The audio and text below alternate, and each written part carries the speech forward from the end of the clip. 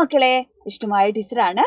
അപ്പം നമ്മളുടെ അടിസ്ഥാന പാഠാവലിയിലുള്ള രണ്ടാമത്തെ യൂണിറ്റിലെ രണ്ടാമത്തെ പാഠഭാഗമായ ഒപ്പം ഇടിക്കുന്നത് എന്ന കവിതയാണ് നമ്മൾ ഇന്ന് ഈ വീഡിയോയിൽ ഡിസ്കസ് ചെയ്യാൻ പോകുന്നത്.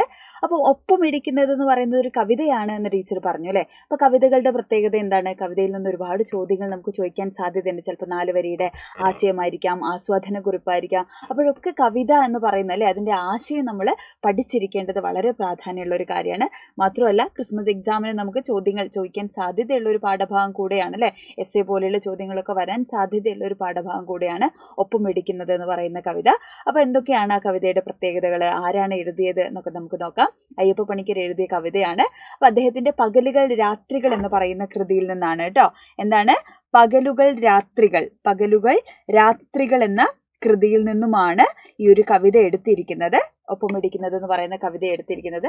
അയ്യപ്പ പണിക്കർ മലയാള സാഹിത്യത്തിലെ വളരെ പ്രധാനപ്പെട്ട കവികളിൽ, സാഹിത്യകാരന്മാരിൽ ഒരാളാണ്. ആധുനികതയ്ക്ക് മലയാളത്തിൽ തുടക്കമിട്ട കവികളിൽ ഒരാളാണ്. ഒരുപാട് പ്രധാനപ്പെട്ട കവിതകൾ മലയാള സാഹിത്യത്തിന് സംഭാവന ചെയ്തിട്ടുള്ള ആളാണ്.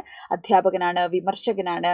അതേപോലെ തന്നെ നമ്മുടെ അല്ലേ നോവലായാലും അല്ലെങ്കിൽ നാടകമായാലും ചിത്രരചനയായാലും സിനിമയായാലും ഈ മേഖലകൾ, മാധ്യമങ്ങളിലെല്ലാം തൻ്റെ സാന്നിധ്യം അറിയിച്ചിട്ടുള്ള ഒരു എഴുത്തുകാരൻ കൂടെയാണ് അയ്യപ്പ പണിക്കർ എന്ന് പറയുന്നത്. അപ്പം അദ്ദേഹത്തിൻ്റെ വളരെ പ്രധാനപ്പെട്ട ഒരു കവിതയാണ് ഒപ്പം ഇടിക്കുന്നത് എന്ന് പറയുന്ന കവിത.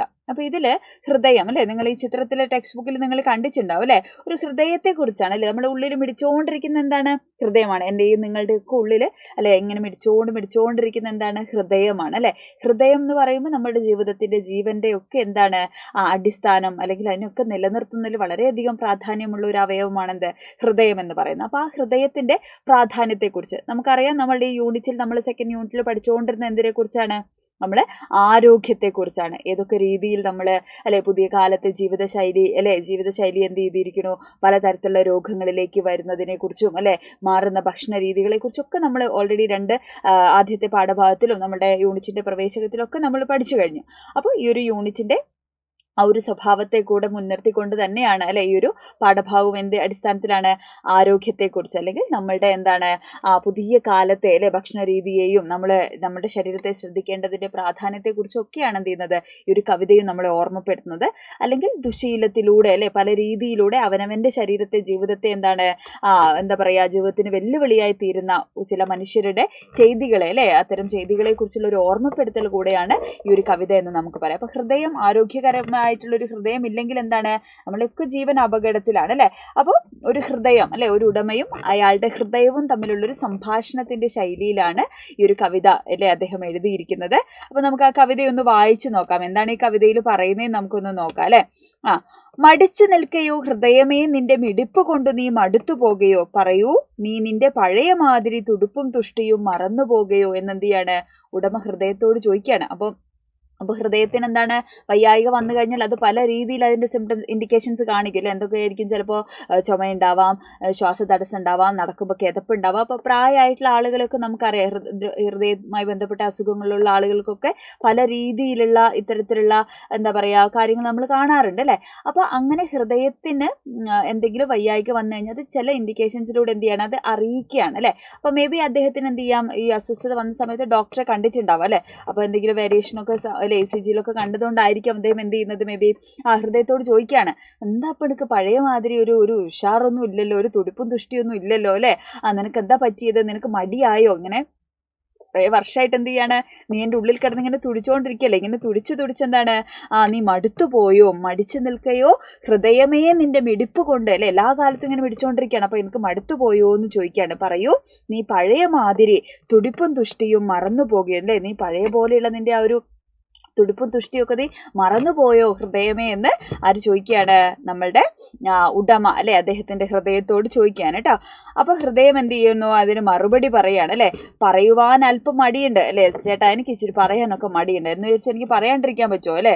നിങ്ങൾ ഓരോരോ പ്രവർത്തികൾ കൊണ്ട് അല്ലെ, ദുശീലങ്ങൾ കൊണ്ട് നിങ്ങൾ മര്യാദയ്ക്ക് വ്യായാമം ഒന്നും ചെയ്യുന്നില്ല. നമ്മളെപ്പോഴും എന്ത് ചെയ്യണം? ഫുഡ് മാത്രം കഴിച്ച് നമ്മൾ ഇങ്ങനെ റെസ്റ്റ് എടുത്തുകൊണ്ടിരുന്നതെയോ കൊളസ്ട്രോളും സാധനങ്ങളൊക്കെ അടിഞ്ഞു കൂടി അല്ലെ, നമ്മുടെ രക്തക്കൊയിൽ നട്ടലുകൾക്ക് അല്ലേ ശരിയായ രീതിയിൽ പ്രവർത്തിക്കാനൊന്നും കഴിയാതാവുകയും പലതരത്തിലുള്ള അസുഖങ്ങളിലേക്ക് കൊണ്ടുപോവുക ചെയ്യും അത്. അപ്പോൾ ഇങ്ങനെ ഒരു കാര്യവും ചെയ്യാണ്ട് എനിക്ക് പറയാൻ കുറച്ച് മടിയൊക്കെ ഉണ്ട്, പക്ഷെ എന്നാലും പറഞ്ഞല്ലേ പറ്റുള്ളൂ അല്ലേ.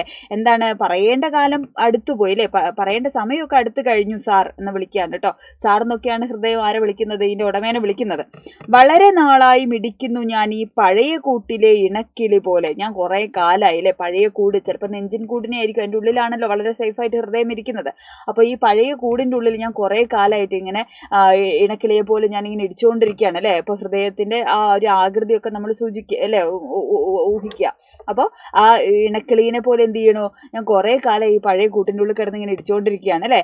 തടിച്ച ദുഃഖങ്ങൾ തകർത്തു പെയ്ത നാൾ, തരണ സൗഖ്യങ്ങൾ തടവി നിന്ന നാൾ, തുടിച്ചു ഞാൻ അകം തൊടുത്തു വേണ്ടപ്പോൾ മിടിച്ചു പോന്നതും മറക്കരുത് അല്ലേ. എന്താ പറയുന്നത്, അങ്ങയുടെ യൗവനകാലത്തൊക്കെ എന്ത് ചെയ്തിരുന്നു, അല്ലേ താങ്കൾക്ക് സാറിന് ഇങ്ങനെ മനോഹരമായിട്ട് നടക്കാനും ഇരിക്കാനും അല്ലേ ആരോഗ്യത്തോടെ നിൽക്കാനൊക്കെ പറ്റിയത് എന്തുകൊണ്ടാണ്, ഞാൻ അടിപൊളിയായിട്ട് വർക്ക് ചെയ്തുകൊണ്ടാണ്, എൻ്റെ കാര്യങ്ങളൊക്കെ ചെയ്തുകൊണ്ടാണ്. ഞാൻ സാറിൻ്റെ ദുഃഖത്തിലും സുഖത്തിലും ഒക്കെ എന്ത് ചെയ്തിരുന്നു, സാറിൻ്റെ കൂടെ തന്നെ ഉണ്ടായിരുന്നു എന്നാര് പറയാണ്, ഓർമ്മപ്പെടുത്തുകയാണ്, ഹൃദയം പറയാണ് അല്ലേ. പിന്നെ എപ്പോഴോ നിങ്ങൾ അല്ലേ വേറെ എന്തൊക്കെയോ കാര്യങ്ങൾ ചെയ്ത് ശ്രദ്ധിക്കാതെ ആയപ്പോഴാണ് എന്ത് ചെയ്തത്, ഇത്തരത്തിലുള്ള അസുഖമൊക്കെ എനിക്ക് പിടിപെട്ടത് അല്ലേ. അപ്പോൾ എനിക്ക് ആവുന്ന പോലെ ഞാൻ സുഖത്തിലും ദുഃഖത്തിലും ഒക്കെ എന്ത് ചെയ്തിരുന്നു, ഞാൻ അങ്ങയോടൊപ്പം അല്ലെ യൗവനത്തിൽ അങ്ങയുടെ സന്തോഷത്തോടു കൂടെ എന്ത് ചെയ്തിരുന്നു, ഞാൻ ഉണ്ടായിരുന്നു.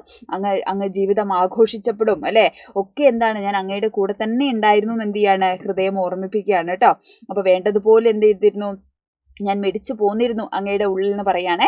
അടുത്ത നോക്കൂ, കഴിവ് പോലെ ഞാൻ തുടരുമെങ്കിലും വഴിയിൽ എപ്പോഴെന്നറിയുകില്ല സർ. ശരി ഹൃദയമേ നിനക്ക് നന്ദി, മുന്നറിവ് തന്നതിൽ കൃതജ്ഞനാണ് ഞാൻ എന്ന് ആര് പറയാണ്, ഉടമ തിരിച്ചു പറയാണ്. അപ്പോൾ വീണ്ടും ഹൃദയം പറയുന്നു, എന്താ പറയുന്നത്, ഇനിയിപ്പോൾ പഴയ പോലെ തന്നെയൊക്കെ ആയിരിക്കും ഞാൻ, പക്ഷേ എനിക്ക് വയ്യാണ്ടായിരിക്കുകയാണ് അല്ലേ. അപ്പോൾ ഞാൻ പോകുന്ന വഴിയിൽ എവിടെയെങ്കിലും സാറ് അല്ലേ ചിലപ്പോൾ ഹൃദയം നിലച്ചു പോയാൽ എന്ത് ചെയ്യൂ അല്ലേ, അങ്ങനെ ഒരു മുന്നറിയിപ്പ് ഞാൻ തരികയാണ് എന്ന് പറയാണ് അല്ലേ. കഴിവ് പോലെ ഞാൻ തുടരാം, പക്ഷേ വഴിയിൽ എപ്പോഴെന്ന് അറിയില്ല, എനിക്കറിയില്ല വഴിയിൽ എപ്പോഴാണ് വീണു പോവുക എന്നുള്ളത് അല്ലേ. അപ്പോൾ ഹൃദയത്തിന് മറുപടി പറയാണ്, ശരി ഹൃദയമേ നിനക്ക് നന്ദി അല്ലേ, നിനക്ക് നന്ദി പറയാണ് ആര്, ഉടമ അല്ലേ. നന്ദി, മുന്നറിവ് തന്നതിൽ കൃതജ്ഞനാണ് ഞാൻ അല്ലേ. അപ്പോൾ പറയാണ്, എനിക്ക് നേരത്തെ എന്ത് ചെയ്തു, എനിക്ക് അറിവ് തന്നല്ലോ അല്ലേ, അപകടത്തിലാണ് അല്ലേ, അത് കാണിക്കണം അല്ലെങ്കിൽ എന്താണ് അതിന് വേണ്ട കാര്യങ്ങൾ ചെയ്യണം എന്നുള്ള, അല്ലെങ്കിൽ ദുശീലമൊക്കെ ഉണ്ടെങ്കിൽ അത് മാറ്റണം എന്നൊക്കെയുള്ള മുന്നറിയിപ്പ് ആര് നൽകി, ഹൃദയം നൽകിയല്ലോ, അതിന് ഞാൻ നന്ദി അല്ലേ ഉള്ളവനാണെന്ന് പറയാണ്. മിടിപ്പുകൾക്കിടയ്ക്ക് അനന്തകാലങ്ങൾ ചിലപ്പോഴൊക്കെ ഞാൻ ശ്രമിച്ചുവെങ്കിലും ശരിക്കും നീ ചെയ്ത ഒരു ഉപകാരം മേലിൽ മറക്കുകയില്ലൊരു എനിക്കൊരേ സുഹൃത്ത് നീ എന്ന് പറയണം. അപ്പോൾ എന്താണ്, നീ ചെയ്ത ഉപകാരങ്ങളൊന്നും ഞാൻ മറക്കില്ല അല്ലേ. അപ്പോൾ ഈ കാര്യങ്ങളൊക്കെ എന്നോട് പറഞ്ഞു തന്ന നീ എനിക്ക് ആരാണ്, എൻ്റെ ഉത്തമനായിട്ടുള്ള ഏക സുഹൃത്താണ് അല്ലേ. എൻ്റെ ഏറ്റവും നല്ല സുഹൃത്തായിട്ട് ആരെ കാണുകയാണ്, ഹൃദയത്തെ ഉടമ കാണുകയാണ്. അപ്പോൾ ഹൃദയം എന്ന് പറയുമ്പോൾ സ്നേഹം എന്നൊരർത്ഥം കൂടെ അതിനുണ്ട് അല്ലേ. അപ്പോൾ അത്രമേൽ പ്രാധാന്യമുള്ള ഒന്നാണ് എന്ത്. അപ്പോൾ നമ്മൾ ഹൃദയം എന്ന് വരയ്ക്കുമ്പോൾ നമ്മൾ ഹാർട്ടിൻ്റെ ചിത്രമാണ്, അല്ലെങ്കിൽ സ്നേഹം എന്ന് പറയുമ്പോൾ ഹാർട്ടിൻ്റെ ചിത്രമാണ് അല്ലേ നമ്മൾ പറയുക. അപ്പോൾ ഹൃദയം കൊടുക്കുന്നു എന്ന് പറഞ്ഞു കഴിഞ്ഞാൽ ഒരാളുടെ ജീവൻ തന്നെയാണ് നൽകുന്നത് എന്നുള്ള അർത്ഥത്തിലാണ് നമ്മളത് പറയുന്നത് അല്ലേ. അപ്പോൾ അത്രമേൽ നമ്മളുടെ ജീവിതത്തിൽ പ്രാധാന്യമുള്ള ഒരു അവയവമാണ്. അത് സൂക്ഷിക്കേണ്ടതിന്റെ പ്രാധാന്യത്തെക്കുറിച്ചും അത് കൈമോശം വരുത്തുന്ന ദുശീലങ്ങളിലൂടെ അല്ലെ, അത് ശ്രദ്ധയില്ലായ്മയിലൂടെ അത് കൈമോശം വരുത്തുന്ന ആളുകളെ കുറിച്ചുമാണ് എന്ത് ചെയ്യുന്നത്, ഈ ഒരു കവിതയിലൂടെ അയ്യപ്പ പണിക്കര് ചൂണ്ടിക്കാണിക്കുന്നത്. അപ്പോൾ വളരെ മനോഹരമായിട്ടുള്ള ഒരു കവിതയാണ്. അപ്പോൾ ഇതിൽ നിന്നും ഒരുപാട് ചോദ്യങ്ങളൊക്കെ നമുക്ക് പരീക്ഷയ്ക്ക് വരും. അപ്പോൾ എല്ലാവർക്കും ക്ലിയർ ആയോ, ഈ ഒരു കവിതയുടെ ആശയം മക്കൾക്ക് മനസ്സിലായോ, ക്ലിയർ ആയിട്ടില്ലേ? അപ്പോൾ നമുക്ക് മനസ്സിലായോ എന്നൊക്കെ ഉള്ളത് മക്കൾ കമൻറ്റ് ചെയ്യണം. അപ്പോൾ ഫ്രണ്ട്സിനൊക്കെ ഷെയർ ചെയ്ത് കൊടുക്കണം. ഇനി ഇതുപോലെ ഏതെങ്കിലും പാഠഭാഗം വേണമെങ്കിൽ അല്ലെങ്കിൽ ഇതുമായി ബന്ധപ്പെട്ട ചോദ്യങ്ങളൊക്കെ നിങ്ങൾക്ക് ആവശ്യമുണ്ടെങ്കിൽ മക്കൾ കമൻറ്റ് ചെയ്യുക. അപ്പോൾ വീണ്ടും ഒരു വീഡിയോയിൽ നമുക്ക് വീണ്ടും കാണാം കേട്ടോ. അപ്പോൾ ബൈ.